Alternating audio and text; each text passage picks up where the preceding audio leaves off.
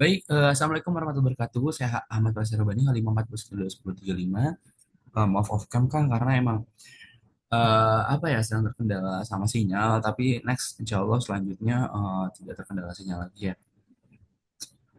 Nanti juga mau share screen, jadi takut nge-lag gitu kan.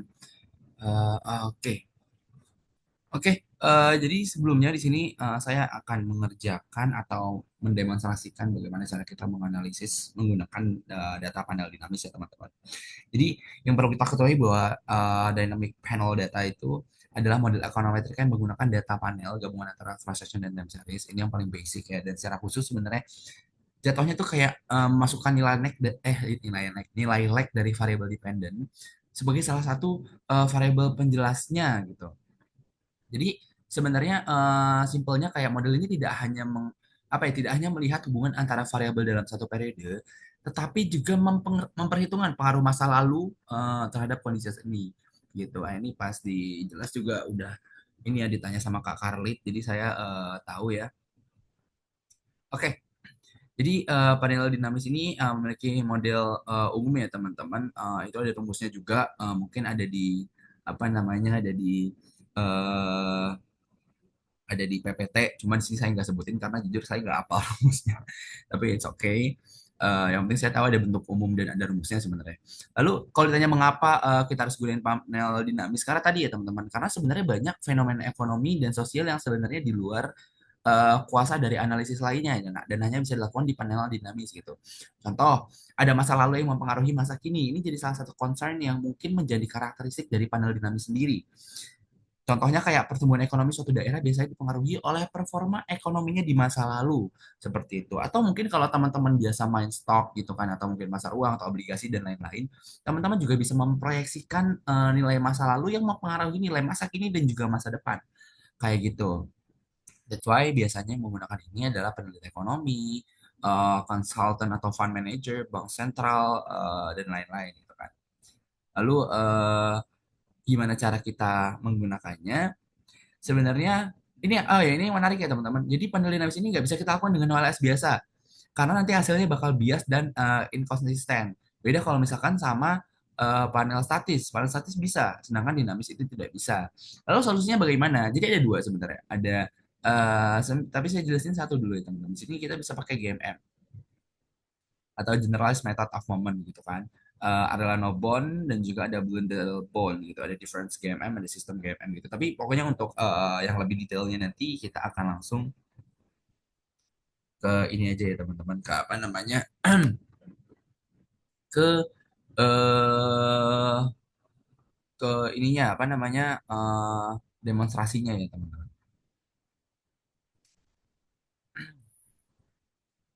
Oke, oke, sebentar saya lupa download data panelnya. Oke, saya mau search dulu ya teman-teman. Oke, panel dinamis RStudio, baik. Belum kelihatan, belum kelihatan.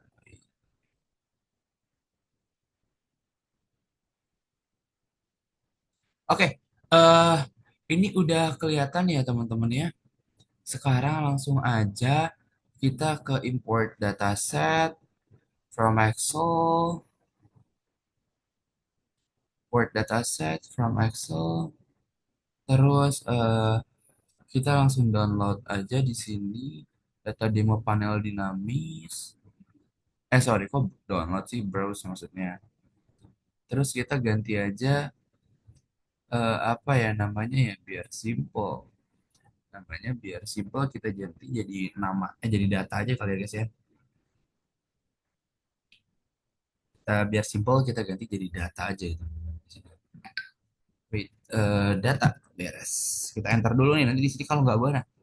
Nah ini ya teman-teman, saya juga baru tahu kalau code previewnya ini kalau misalkan nggak kita enter di sini dan nggak berubah, itu nanti kalian nggak bisa estimasi ya teman-teman. Kayak sebelumnya di data panel statis itu juga saya coba kayak gitu, dan ternyata saya lupa enter di sini doang, tinggal enter gitu terus code previewnya nggak berubah, jadi kayak nggak bisa.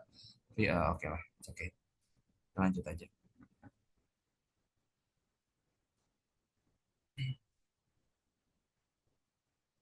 Oke, setelah kita import, selesai kita ke ini lagi ya teman-teman.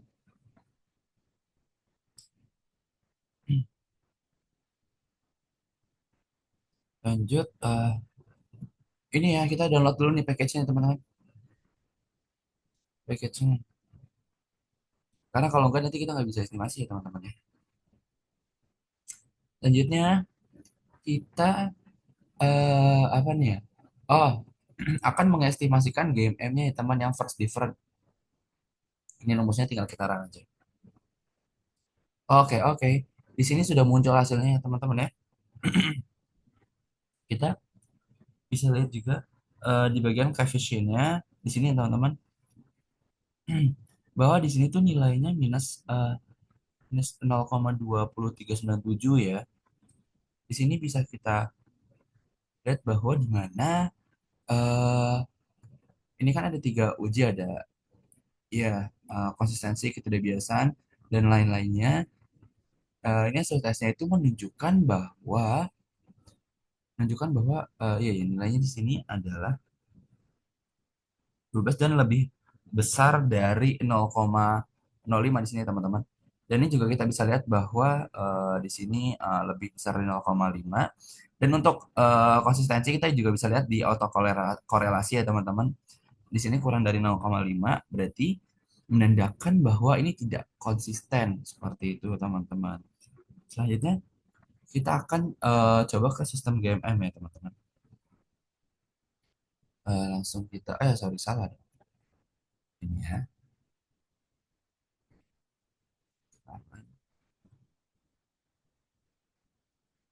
Nah, kita bisa lihat like dari ini 0,90 ya, teman-teman. Nah, jadi kita bisa lihat juga di autocorrelation dan lain-lainnya, sergan tesnya di sini juga 15. Yang dimana dia cukup valid karena dia lebih dari 0,5, teman-teman. Dan juga autocorrel tesnya di sini minus 2, lalu autocorrelation yang keduanya di sini 0,43 ya, teman-teman. Jadi kalau lebih dari 0,05 tandanya dia konsisten seperti itu. Selanjutnya kita akan menggunakan GMM yang sistem ya teman-teman. Selanjutnya kita mau lihat datanya ini ada bias atau tidak. Dan cara menentukannya adalah eh, nilainya itu harus lebih besar dari FEM, tapi nilainya lebih kecil dari PLS ya teman-teman. Sekarang makanya kita mau uji nilai apa? Nilai FEM-nya dulu teman-teman.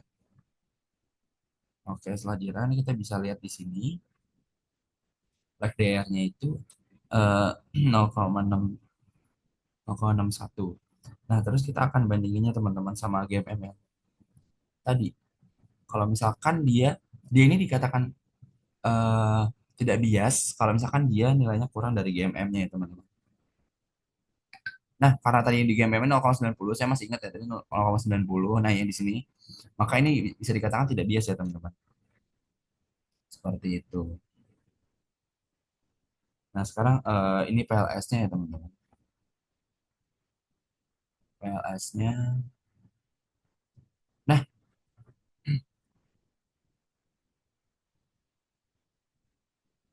nah ini teman-teman, ini kan 0,91 ya. Dan sebenarnya bisa dikatain kalau PLS ini tidak bias kalau misalkan PLS ini lebih besar daripada GMM ya teman. Berarti ini bisa menandakan bahwa nih 0,91 lebih besar dari 0,90 berarti menandakan bahwa GMM itu tidak bias ya teman. Gitu. Nah sekarang ini kita akan mencari kecepatan konvergensinya ya teman. Di sini kita bisa lihat bahwa nilai like DR-nya itu eh, 0, aduh nggak kelihatan 0,179 ya teman-teman, yang menandakan bahwa setiap tahun dengan asumsi tidak adanya shock akan em, mengurangi kesenjangan kointegrasi atau DER sebesar 100% seperti itu teman-teman. Jadi itu cara menginterpretasikan konvergensinya.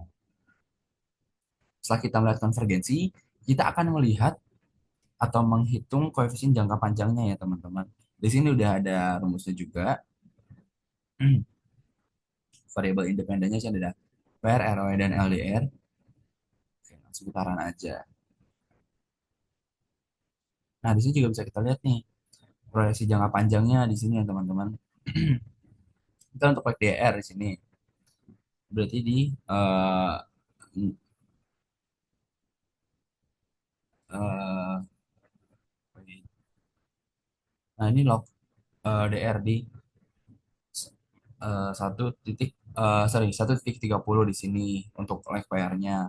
Ini ROE-nya segini, LDR-nya di -3,2 atau -3,23 gitu ya teman-teman.